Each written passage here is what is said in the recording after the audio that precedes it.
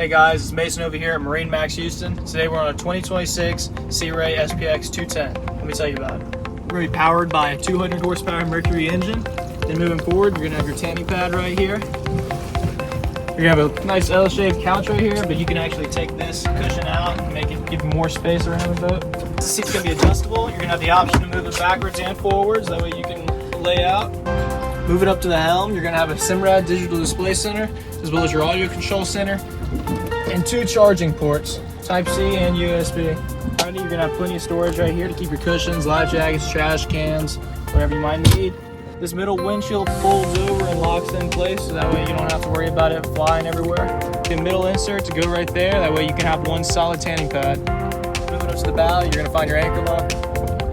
Moving back to the helm, you're going to have a hatch right here in the middle. That's going to be your ski locker. It's going to have a lot of storage, that way you can put all your water sports and inflatables in there.